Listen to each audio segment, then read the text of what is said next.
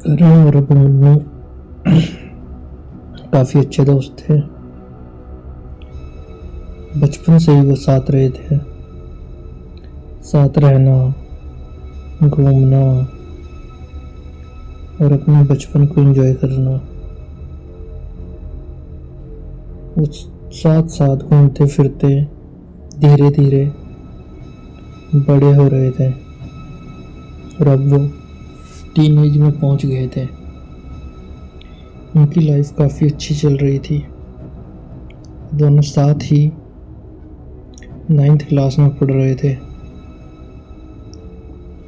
पर वक्त हमेशा एक जैसा नहीं रहता। और एक रात जब अभिमन्यु अपनी बाइक से मार्केट से वापस आ रहा था तो उसका एक ट्रक के साथ एक्सीडेंट हो गया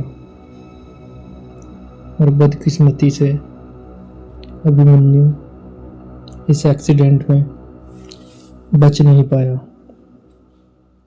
और उसकी मृत्यु हो गई। और यहीं से हमारी कहानी ने एक ऐसा ट्विस्ट लिया जो करण की लाइफ को हमेशा के लिए बदलने वाली थी। अभिमन्यु की मौत के कुछ समय बाद करण रात को अपने कमरे में सो रहा था। रात के तकरीबन 2 बजे करण की नींद खुली और उसे ऐसा लगा जैसे कोई उसके साथ लेटा हुआ है। इससे करण पूरी तरह घबरा गया। उसके अंदर इतनी हिम्मत भी नहीं थी कि वो एक बार पीछे मुड़कर देख ले, पर उसे इस बात का अच्छे से पता था कि कोई तो उसके साथ उसके बेड पर है। ये सोच सोच के करण पूरी तरह से घबरा रहा था और उसका शरीर भी उसका साथ नहीं दे रहा था। वह अपने बेड से उठना चाहता था, पर जैसे उसका शरीर पूरी तरह जम गया हो,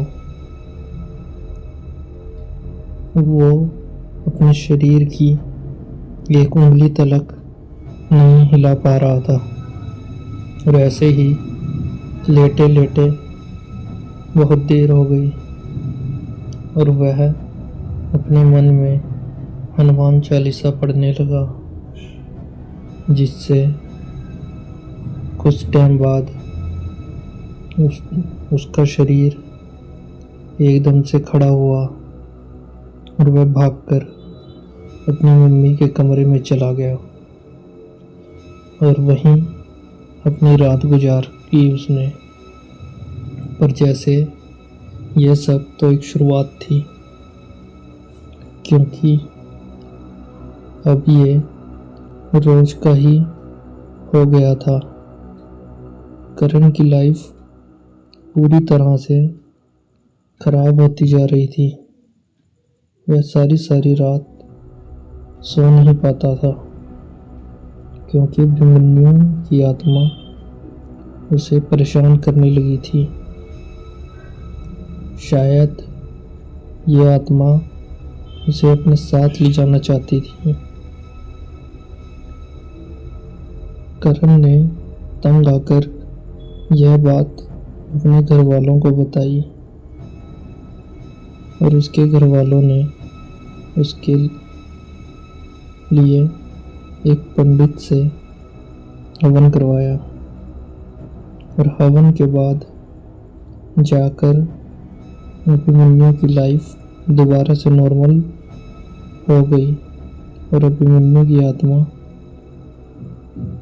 करण को छोड़कर चली गई। पर करण इस बात को आज तक नहीं भूल पाया है।